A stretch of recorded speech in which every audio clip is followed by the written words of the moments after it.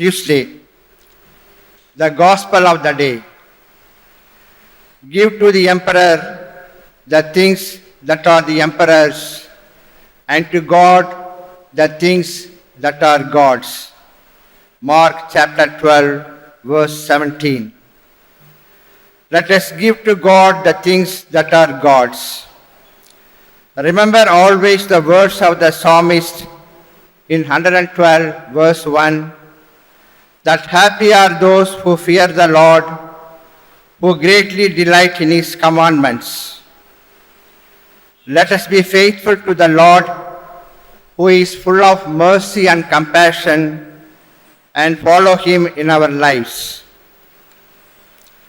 You must not lose faith in humanity. Humanity is an ocean. If a few drops of the ocean are dirty, the ocean does not become dirty. Mahatma Gandhi.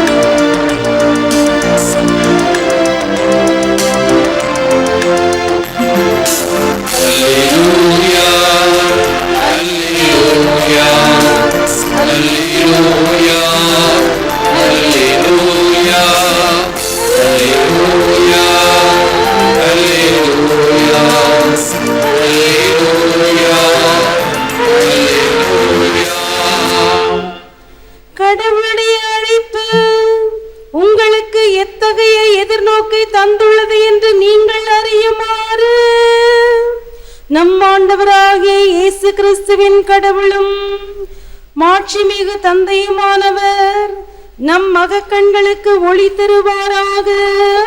அல்லேலூயா, அல்லேலூயா. ஆண்டவர் உங்களோடு இருப்பாராக. புனித mark எழுதிய நற்செய்தியிலிருந்து வாசகம். ஆண்டவரே உமக்கு மகிமை. மகிமை. அதிகாரம் 12, திருவசனங்கள் 13 17 வரை. அக்காலத்தில் பரிசேயர் இயேசுவை அவருடைய பேச்சில் சிக்க வைக்க ஏரோதியர் சிலரை அவரிடம் அனுப்பி வைத்தனர். அவர்கள் அவரிடம் வந்து, போதகரே, நீர் உண்மையுள்ளவர், ஆள் பார்த்து செயல்படாதவர், எவரையும் பொருட்படுத்தாமல் கடவுளின் நெறியை உண்மைக்கு ஏற்ப கற்பிப்பவர் என்பது எங்களுக்கு தெரியும். சீசருக்கு வரி செலுத்துவது முறையா இல்லையா? நாங்கள் செலுத்தட்டுமா வேண்டாமா என்று கேட்டார்கள். அவர் அவர்களுடைய வெளிவேடத்தை புரிந்து கொண்டு, ஏன் என்னை சோதிக்கிறீர்கள்? என்னிடம் ஒரு தெனாரியம் கொண்டு வாருங்கள், நான் பார்க்க வேண்டும் என்றார். அவர்கள் அதை கொண்டு வந்தார்கள். இயேசு அவரிடம், இதில் பொறிக்கப்பட்டுள்ள உருவமும் எழுத்தும் யாருடையவை என்று கேட்டார். அவர்கள் அவரிடம், சீசருடையவை என்றார்கள். அதற்கு இயேசு அவர்களை நோக்கி, சீசருக்குரியவற்றை சீசருக்கும் கடவுளுக்குரியவற்றை கடவுளுக்கும் கொடுங்கள் என்றார். அவர்கள் அவரை குறித்து வியப்படைந்தார்கள். இது கிறிஸ்து வழங்கும் வாழ்வுதரும் நற்செய்தி. கிறிஸ்துவே உமக்கு புகழ்.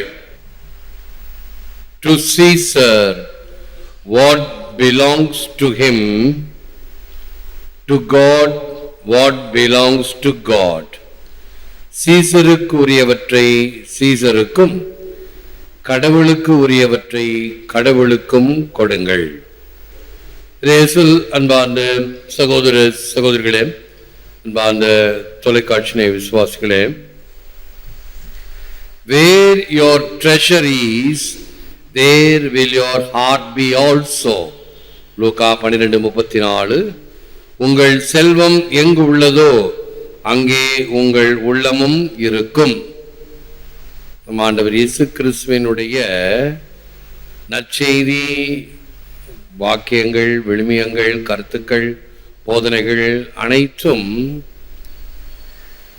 மிக மிக அழகானவை, ஆழமானவை, கருத்துள்ளவை. 100% அது அப்படியே நடக்கும். அதுதான் இறை வார்த்தை, த டிவைன் வேர்ட். அந்த நூற்றுவ தலைவன் சொல்லுகிறான் அல்லவா, என்னுடைய வார்த்தை அதிகாரமுள்ள வார்த்தை. ஒருவனை போ என்றால் போகிறான், வா என்றால் வருகிறான். அப்ப என்னுடைய மனித அதிகாரத்திற்கே இவ்வளவு வல்லமை இருக்கிறது என்றால், ஆண்டவரே உம்முடைய வார்த்தை, ஒரு வார்த்தை சொன்னால் போதும். ஒவ்வொரு முறையும் நாம் நற்கருணை வாங்கும் பொழுது சொல்லுகிறோம். அப்படிப்பட்ட வார்த்தை என்ன சொல்லுகிறது? உன்னுடைய உள்ளம் எதன் மீது நாட்டம் கொண்டிருக்கிறது? இறைவனின் பதமா, பணத்தின் இதமா? இயேசு காவியம் அருமையாக அதை நச்சென்று சொல்லுகின்ற முத்தான வார்த்தைகள், பஞ்ச் டயலாக் அப்படின்னு சொல்லுவாங்க இல்லையா, அப்படி. ஆக என்னுடைய உள்ளம் எதன் மீது நாட்டம் கொண்டிருக்கிறது? இது எல்லாத்துக்கும் பொருந்தும். நம்முடைய அபிலாஷைகளிலிருந்து, நம்முடைய ஆர்வத்திலிருந்து, அதனுடைய நம்முடைய குறிக்கோள்கள், கோல்ஸ், நம்முடைய ஹாபிஸ், எது எடுத்துக்கிட்டாலும் பாருங்க, எது எனக்கு பிடிக்குதோ அதன் மீது நாட்டம் இருக்கும். புஃபே டின்னர்லாம் வச்சிருப்பாங்க, பல வகையான சாப்பாடு இருக்கும். தட்டு எடுத்துக்கிட்டு போய் தேவையான சாப்பாடு எடுத்துக்கணும். என்ன செய்வோம்? எது தேவையோ எடுத்துக்குவோம். சின்ன பிள்ளைங்களா இருந்தால் என்ன தெரியுமா செய்வாங்க? முதல்ல சாப்பாடே எடுக்க மாட்டாங்க, நேராக ஐஸ்கிரீம் பக்கம் போயிடுவாங்க. அவங்களுக்கு அதான் பிடிக்கும். ஒரு தடவைக்கு 2 தடவை வெளுத்து விளாசுங்க ஐஸ்கிரீமும் கேக்கும். அதுவும் சாப்பாடு தான் தினமும் நமக்கு வீட்டில் கிடைக்குது, ஐஸ்கிரீம் தான் கிடைக்காது. ஆகவே எனக்கு எது பிடிக்குமோ, செஞ்சிக்கு பக்கத்தில் ஒரு சின்ன கிராமம் சத்தியமங்கலம், நம்முடைய பங்கு, பாரம்பரிய பங்கு, நல்ல பங்கு, சின்ன பங்கு. அந்த மக்கள் தினமும் மாலையில் நற்கருணை சந்திக்க வருவார்கள்.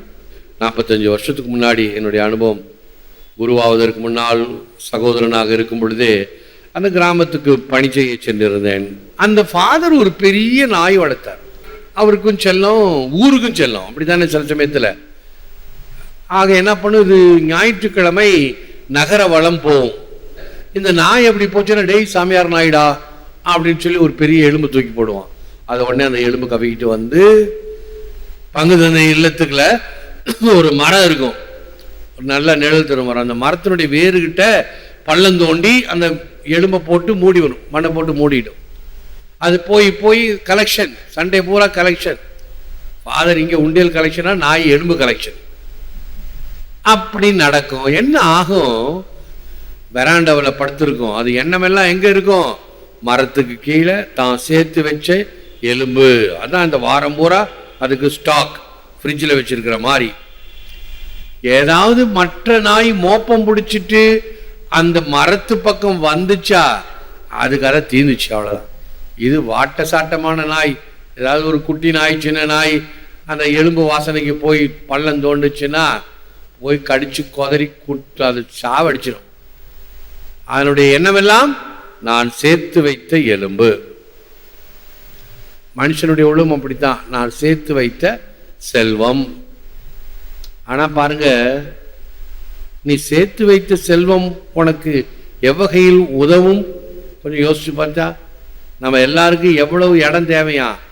6 அடி நிலத்துல பள்ளம். அதை கூட இன்னும் மண்ணறைன்னு சொல்லாம கல்லறைன்னு சொல்லிக்கிட்டு இருக்கிறோம். பாலஸ்தீனில் தான் கல்லறை, கல்லில் குறைஞ்சது கல்லறை, மண்ணில் தோண்டது மண்ணறைன்னு தானே சொல்லணும், இன்னும் கல்லறைன்னு சொல்லிட்டு இருக்கிறோம். அதான் நமக்கு நிரந்தரம். அது கூட நிரந்தரம் இல்லை, தீர்ந்து போச்சு. இந்த முடி சார்ந்த மன்னரும் கடைசியில இந்த பிடி சார்ந்த சாம்பலாவர், பட்டணத்தாருடைய வார்த்தைகள். அப்படி இருக்கும்போது என்னத்துக்கு இவ்வளவு தூரம் ஈர்ப்பு? சேர்த்து வைத்த சொத்தெல்லாம் ஒரு 2 பேருக்கு எனக்கு தெரியும், ரொம்ப ரொம்ப இரத்த கண்ணீர் வடித்தார்கள்.